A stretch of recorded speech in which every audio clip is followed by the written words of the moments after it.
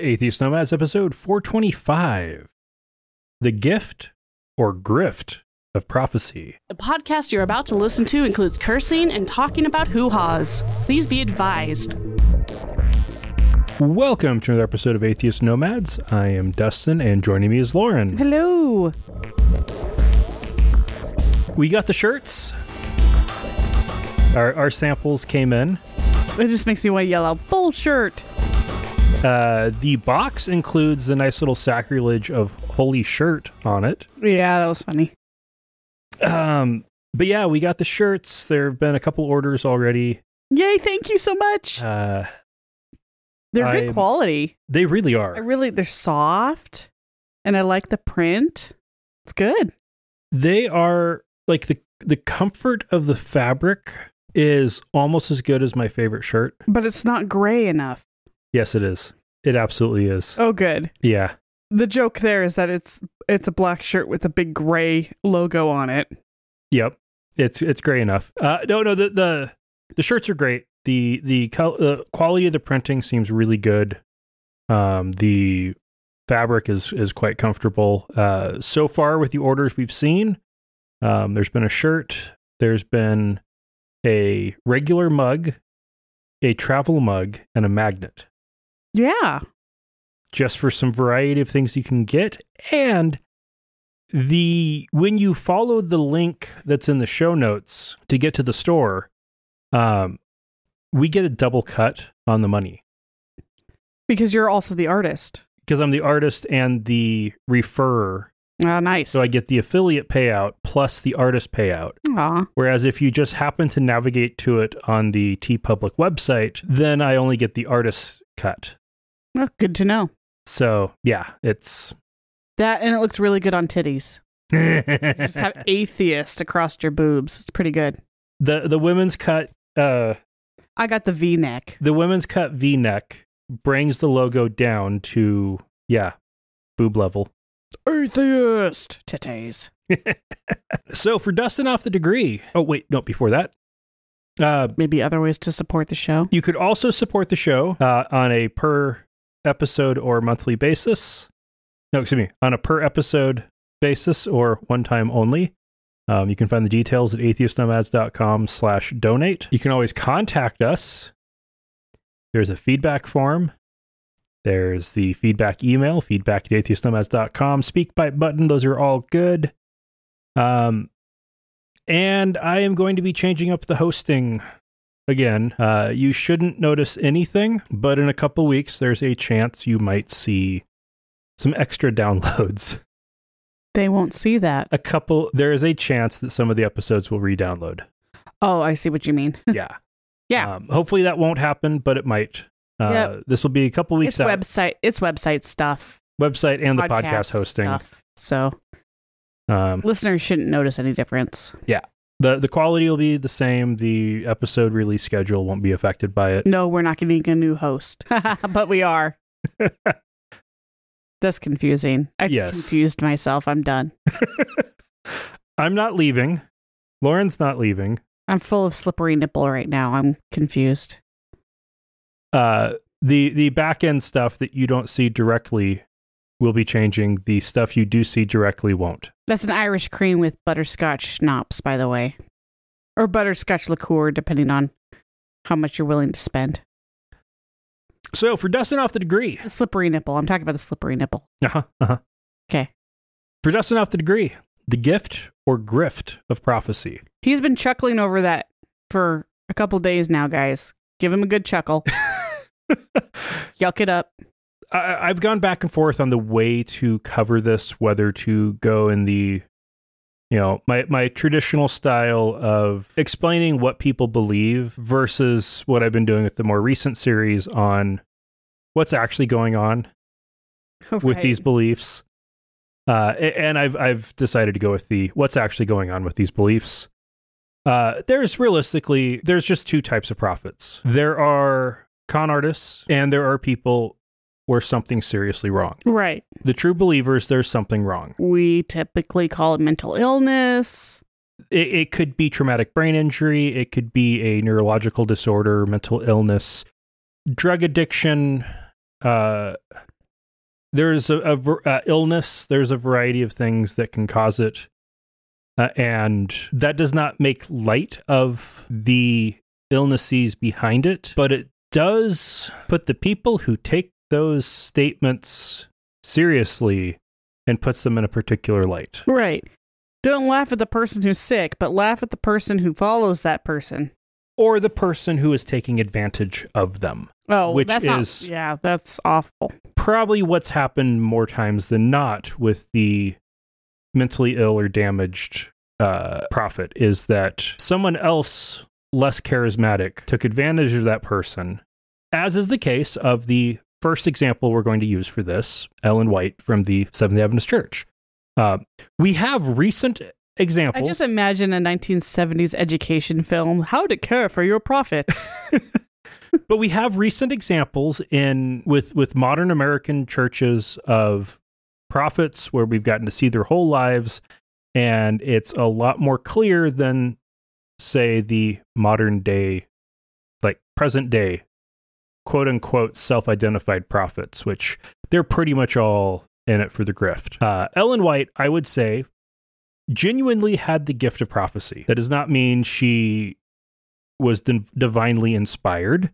What I mean by that is she got hit in the head with a rock bad enough to, at the age of, I think it was 9, it was bad enough to cause her to drop out of school and leave her with lifelong debilitating headaches and vision problems.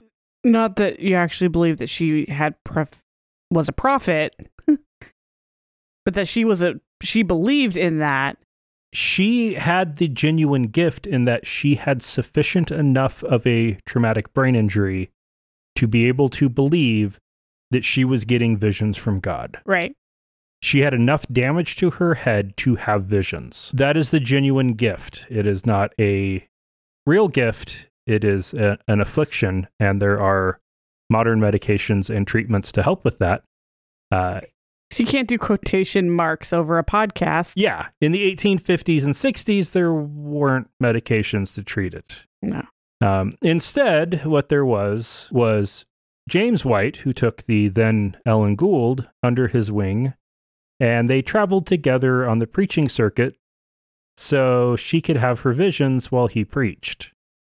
And then they got married and ended up creating the Seventh Adventist Church. She was popular in the church, still is popular in the Seventh Adventist Church, many, many years after her, more than 100 years after her death. But she wasn't popular with the leadership after her husband died. She sounds a little uppity. Well, she had opinions, and she wanted people to listen to them. She got to preach along with her husband when they were doing the preaching circuit. When they settled down and he got his printing press going, because James White's main business and profession was publishing, she wrote a lot of stuff that he published. Realistically, he probably did a lot of the writing down of it and a whole lot of editing on it. Yeah. And then published Straight up wrote it. Or straight up wrote it and just put her name on it. Because everybody liked her more than him. Yeah. And a mean brown Betty.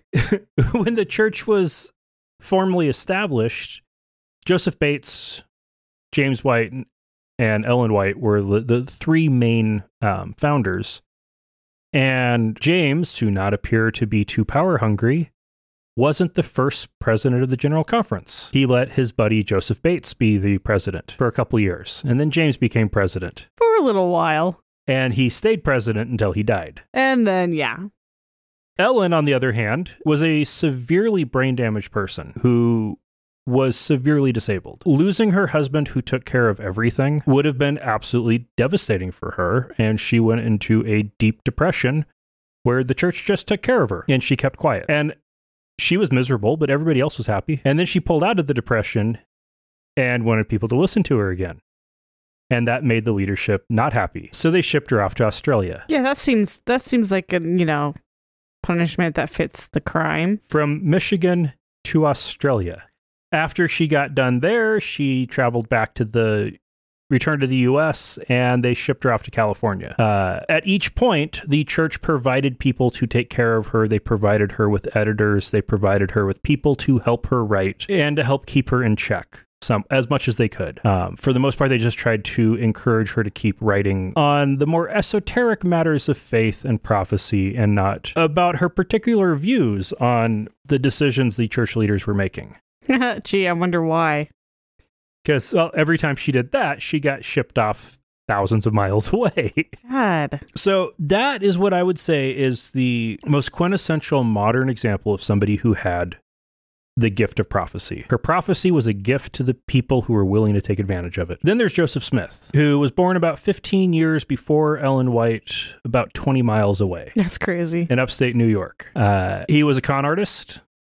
He made his money doing the grift and made up found some stones, claimed they were magic, and started to claimed there was he was getting visits from angels and started writing some new books of the Bible that he wasn't writing. They were just telling him these were ancient texts that he had uncovered and with golden plates that he found. And yeah, I want to know where these golden plates came from.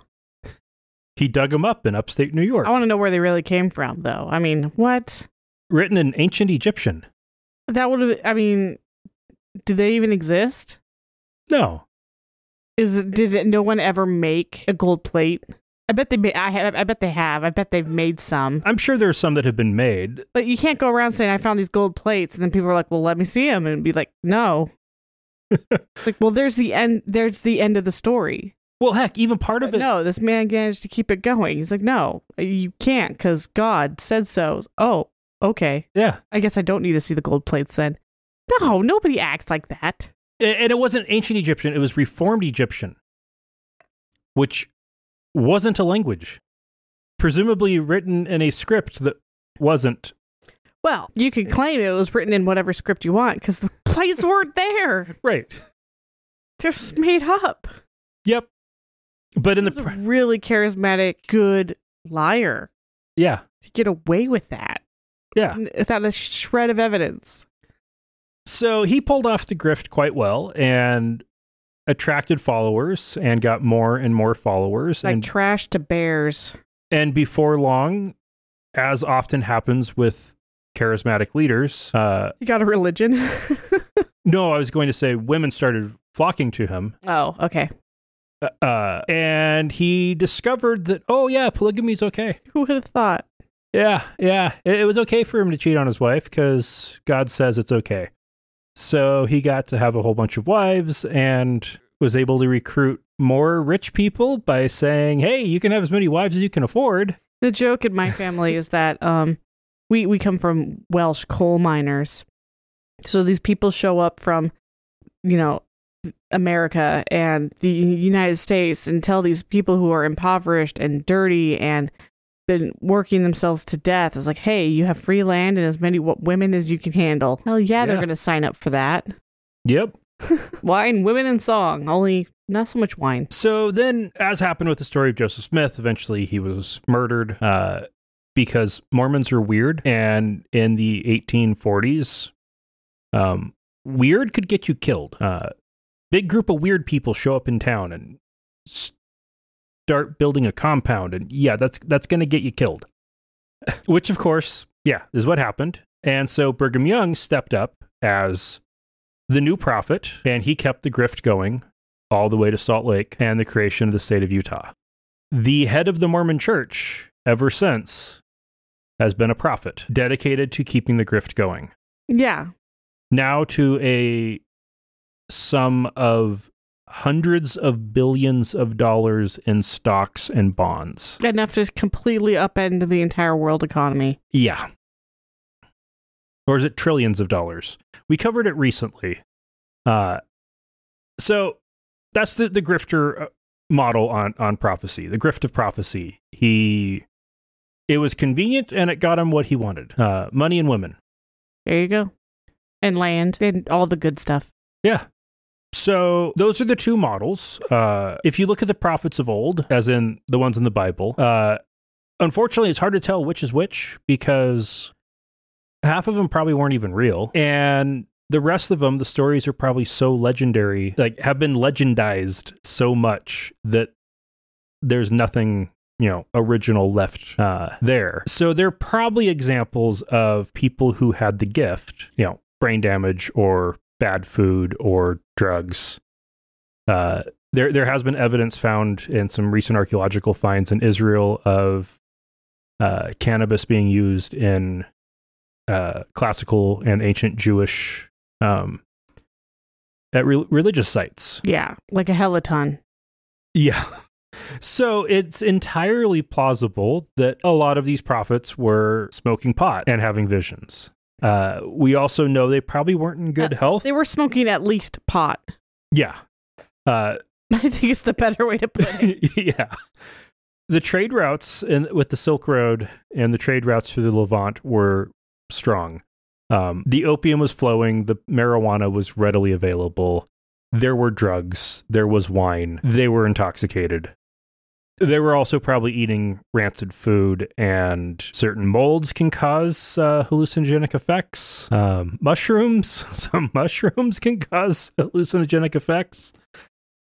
Yeah, a lot of those visions, especially with how many of the Old Testament prophets went to caves and had visions. Or the woods. Mostly it was out to the caves. Oh, okay. There weren't really woods there. Oh, that's right. Depends on where you're at. Yeah, they went to the caves and had visions. And yeah, they went to the caves and got high.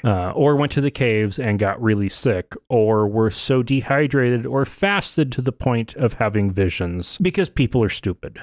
But they're far enough back in time and enough people have written stuff. There was enough time for any writings that might have been original to be modified and enough time for writings that weren't to be created that there were definitely people taking advantage of that to run the grift. So some of those, yeah, could be. They also always had, or not all of them, but a lot of them had sayings about, anybody who claims to be a prophet, the way to tell if that person's a prophet is, do they agree with me? Yeah. That reeks of grift. You want to be the grifter, not the gifty in this case. Yeah. We've talked about a couple of the good examples for the modern age. And then you've got this huge explosion of modern day prophets. Pastors who have self-identified as prophets in support of Donald Trump. Right. Because you can't have prophets without profit. Because they're all going for the money.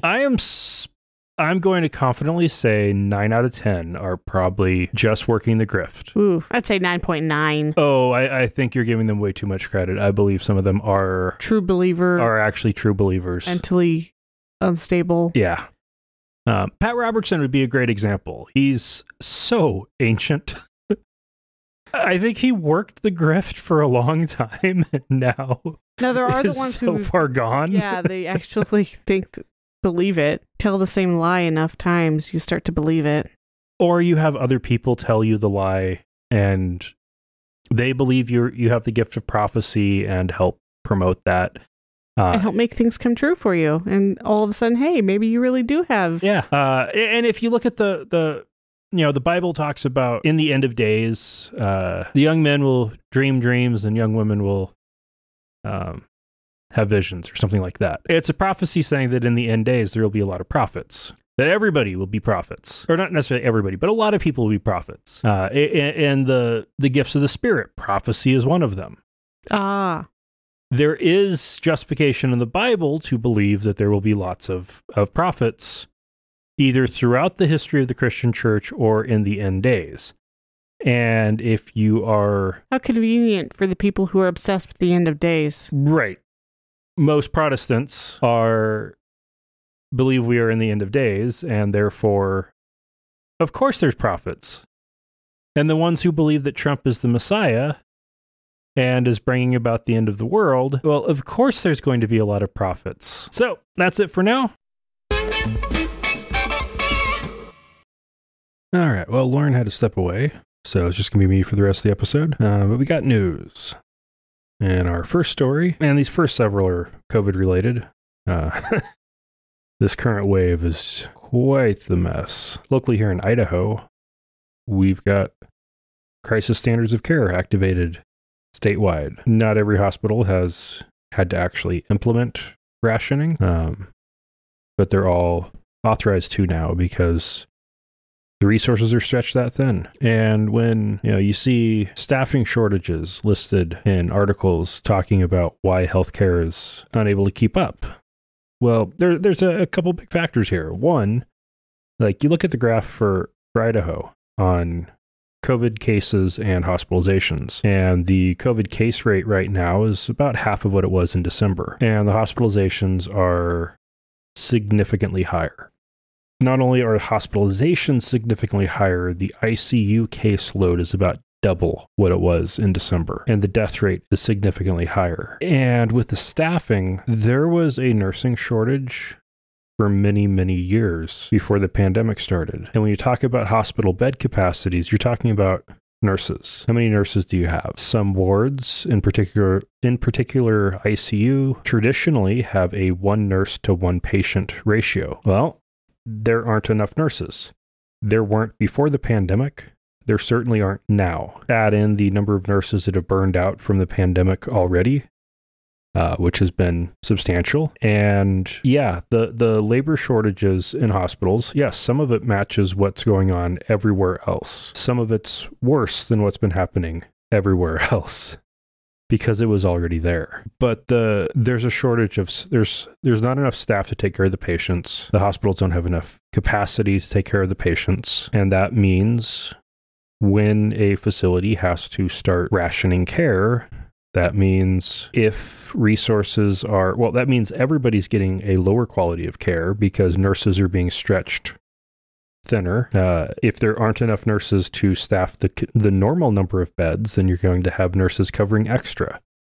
So that ratio gets worse, which means less attentive care. Add in what happens when there aren't enough ventilators. Hospitals are going to have to choose which patient is most likely to benefit from the ventilator. In other words, who is most likely to survive. Those are really tough. That's a really tough case. It's a really tough situation. And it's not just, and while the COVID patients are becoming a greater and greater percentage of the patients hospitalized, and at the hospitals in Boise, it's around, COVID patients are making up about a third of total hospitalizations and about 2/3 of ICU hospitalizations at present. And while virtually 100% of those COVID patients are unvaccinated and their hospitalization and illness could have been prevented had they gotten vaccinated, hospitals are usually busy all the time. And the normal stuff that happens doesn't stop just because there's a pandemic. It does mean the capacity to care for all issues goes down, and the chance of death for all reasons goes up. It is very unfortunate.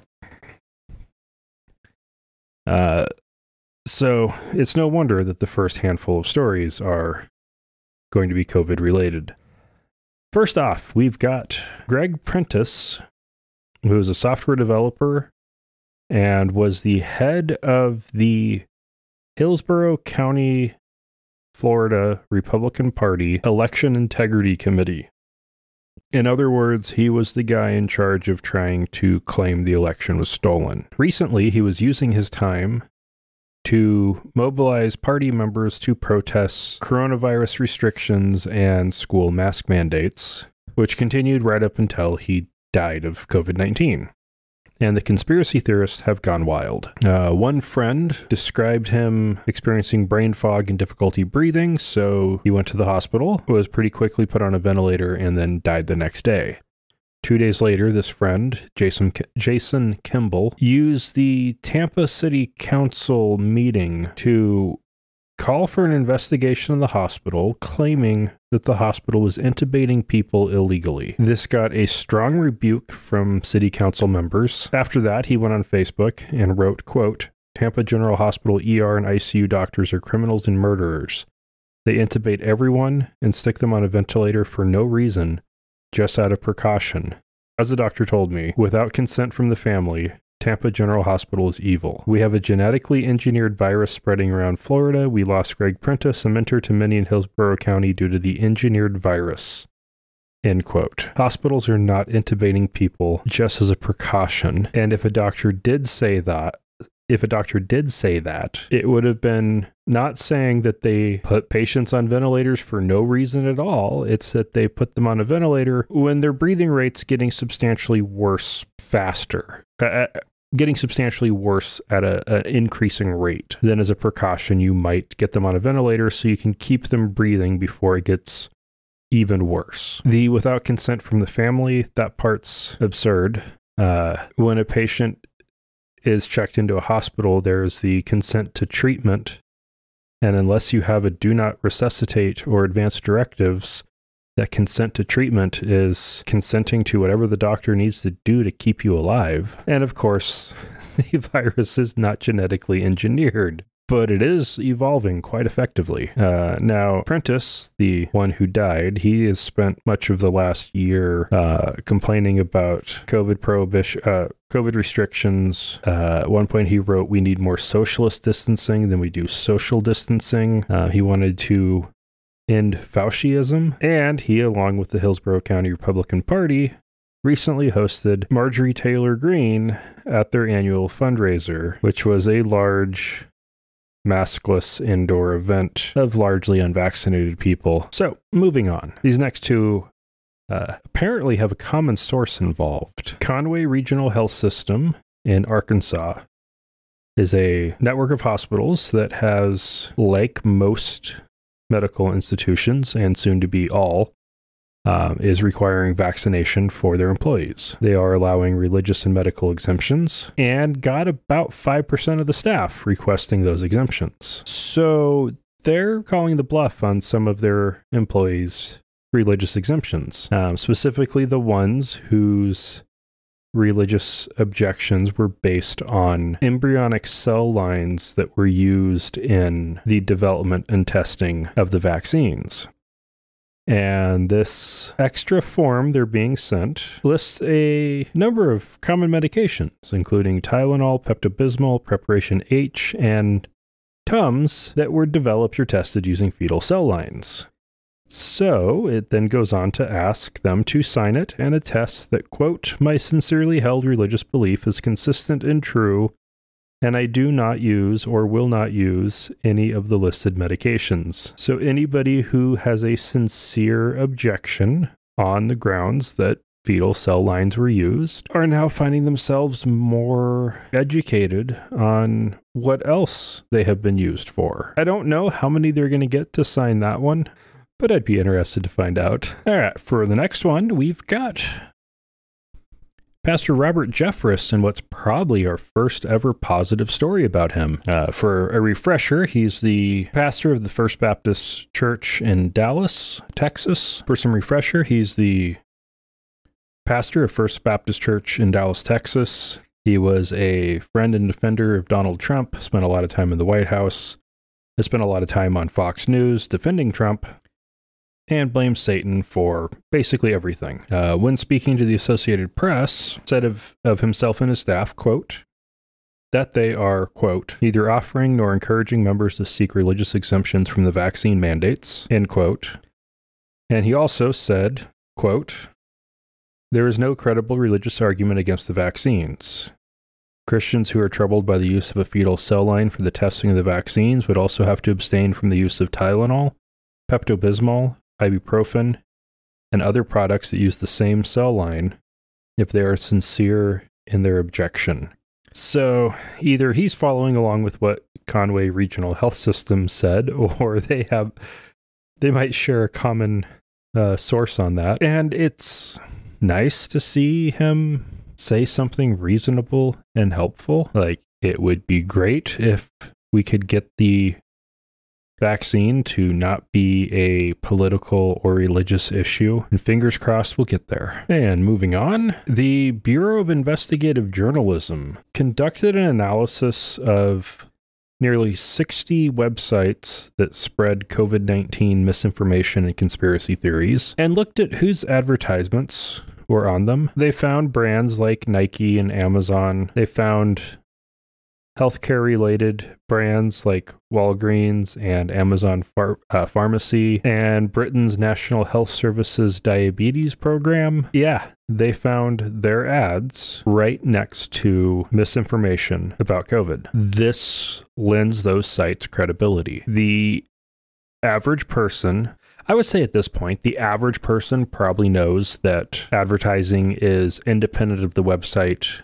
The vast majority of advertising on the internet is independent of the website that's displaying the ad and specifically targeted at you. But the more gullible segments of the population are probably less likely to realize that. And even if you know the ads are targeted, seeing mainstream brands show up lends them credibility. Having an ad for a pharmacy or a government diabetes information program right next to sciencey sounding COVID misinformation conspiracy theories lends them credibility.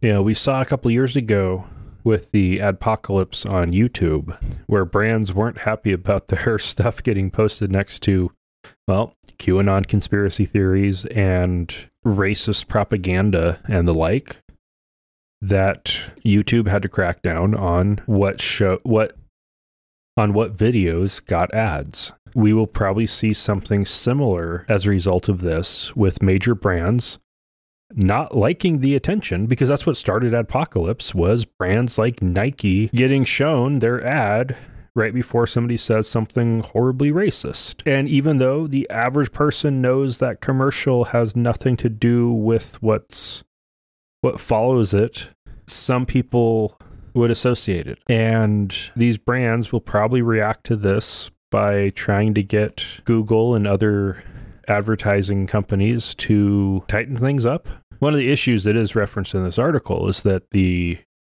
system is inherently opaque. Like, advertisers can buy ads. They don't get to pick what websites those ads go on. Now, I'm sure if they did, the websites would get a lot more money. I know that, considering in the podcasting space, doing something like when we briefly had some commercials on the show, those paid around $5 per 1,000 impressions, where the going rate for advertisements that are specifically picking that, where the advertiser is specifically picking that show for the host to read the ad, those tend to go for $25 or $30 per 1,000 impressions. Website advertising is way lower than those numbers.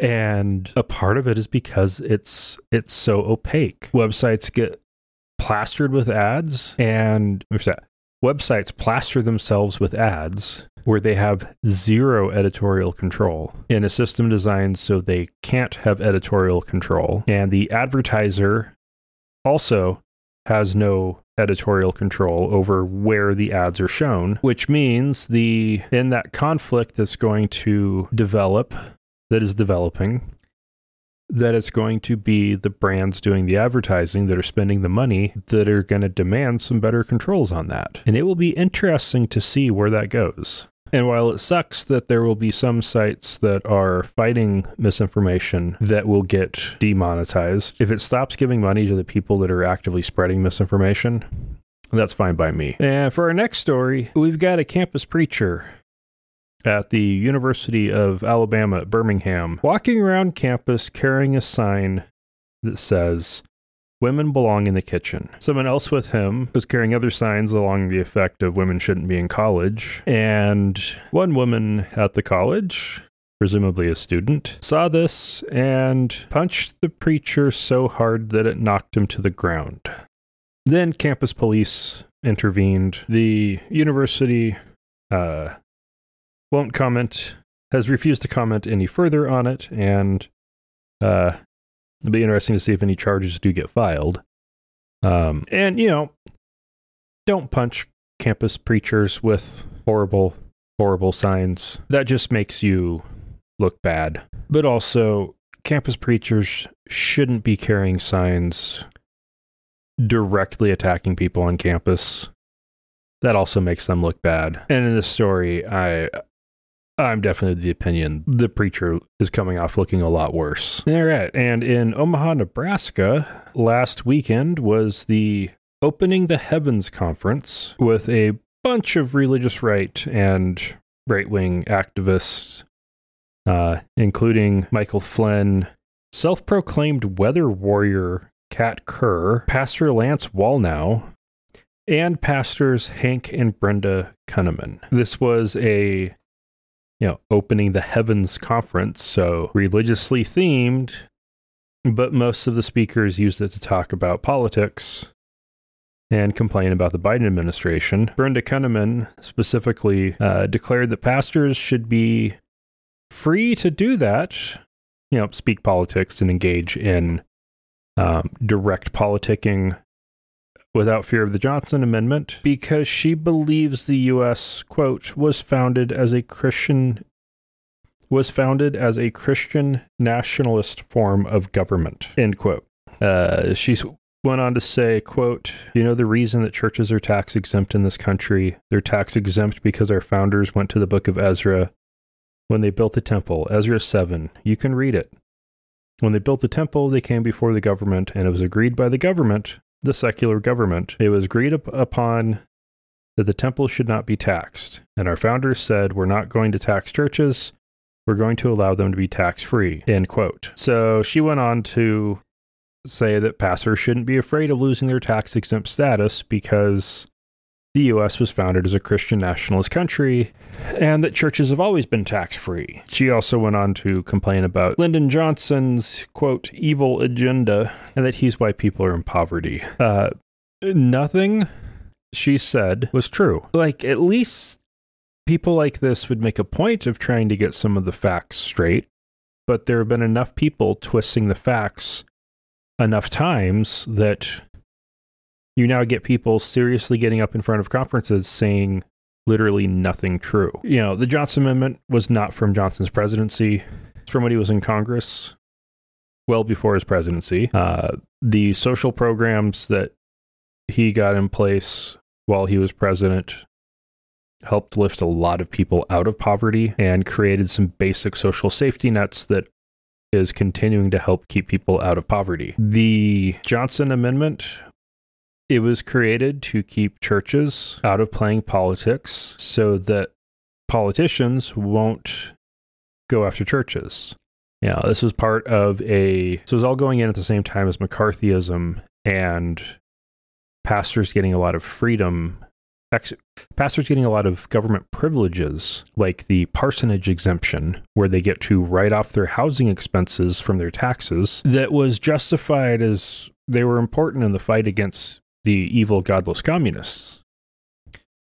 Now, the Johnson Amendment was just a kind of a little bit of a counter on that. Well, if you're going to do that, and if you're going to make churches tax exempt, then, let's keep them from engaging in politics. And that seemed like that was something that people at the time thought was a reasonable trade-off. And basically everybody thought it was a reasonable trade-off until the last 10 years. The U.S. was not founded as a Christian nationalist nation. That is completely absurd. The founding fathers knew how to write religious governments, the language to use to create religious governments. You can see that in some of the early treaties where it's between the United States of America and His Catholic Majesty, the King of Spain. And you can also see in the Treaty of Tripoli, the U.S. was not in any sense founded on the Christian religion. You can look in the Constitution and it doesn't mention God until the First Amendment didn't mention religion. Well, with the exception of prohibiting any religious test for any office in the United States. It was very intentionally not a Christian nationalist government. And at the time, the concept of a Christian nationalist government would have been absurd because the concept of nationalism hadn't even been invented. Christian governments were the norm for Europe and would be the norm for the rest of the Americas. But when they wrote the Constitution, they intentionally didn't do that. She even got the details on Ezra 7 wrong. The government they went to wasn't a secular government. It was an empire headed by a god king who had commanded who had commanded all the peoples in his empire to rebuild their temples or improve their temples and make offerings on his behalf to their gods to get him their god's favor. There was nothing secular at play. Churches being tax exempt in the U.S. Yeah, that I don't have any reason to doubt that probably goes way back,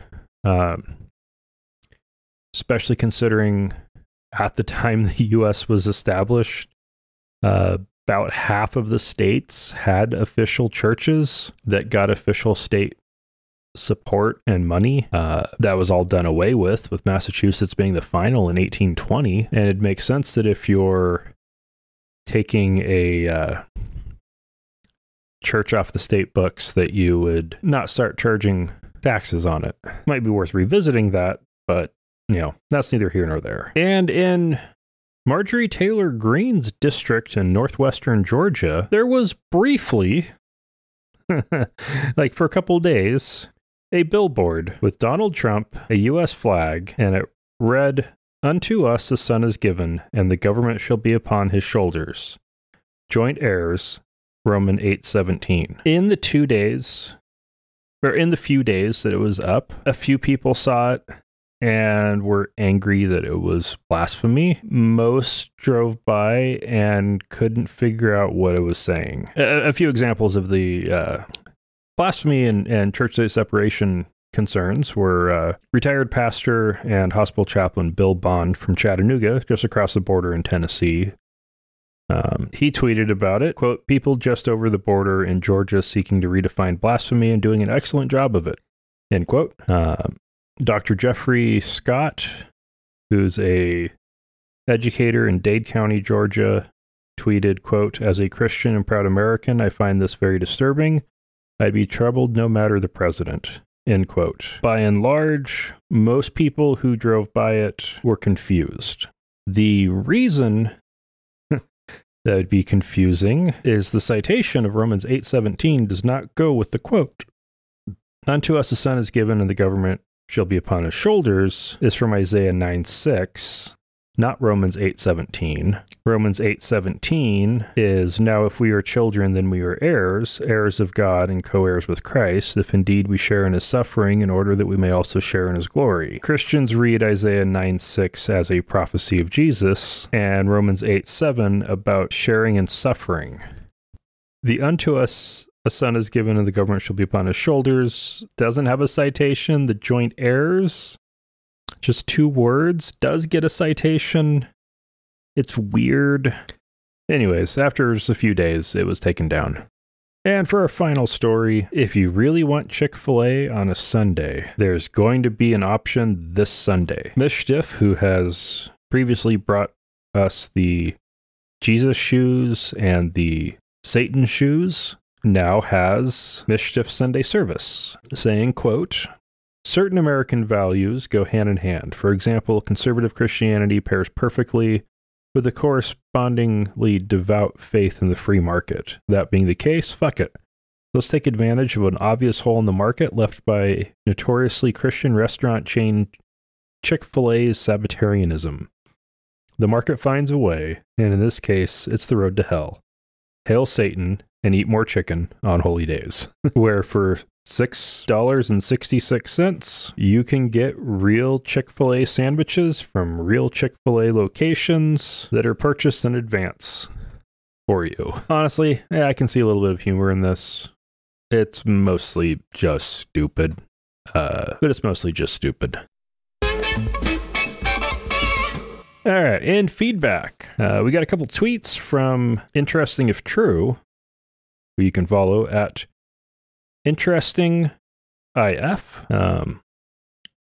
The first one was from Aaron. Actually, they were both from Aaron from Interesting If True.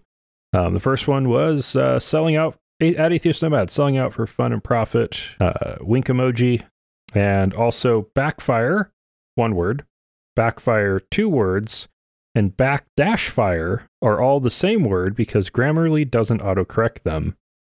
Hashtag team spell check is always right.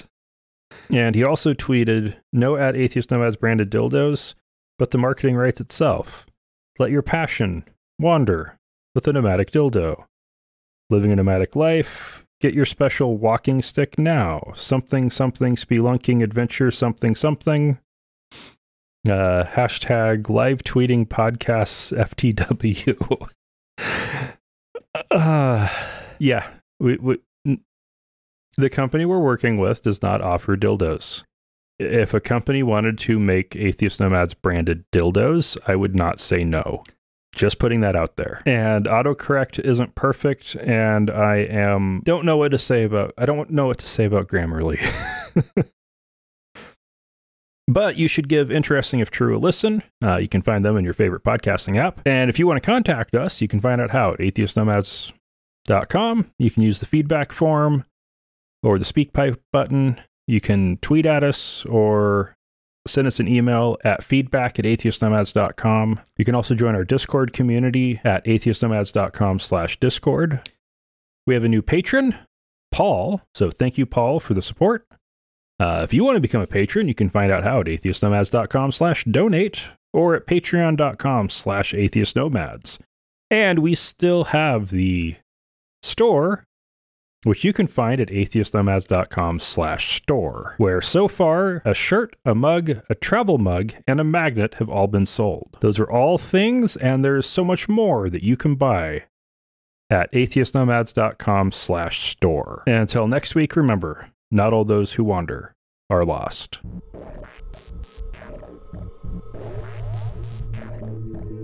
Thank you for listening to another episode of Atheist Nomads. You can find show notes and contact information at atheistnomads.com. Follow us on Twitter at Atheist Nomads, and like us on Facebook at facebook.com/Atheist Nomads. Please subscribe to the show in iTunes, Stitcher, or your podcatcher of choice, and while you're there, feel free to leave us a review. Theme music is courtesy of Sturdy Fred. Until next time, this has been the Atheist Nomads.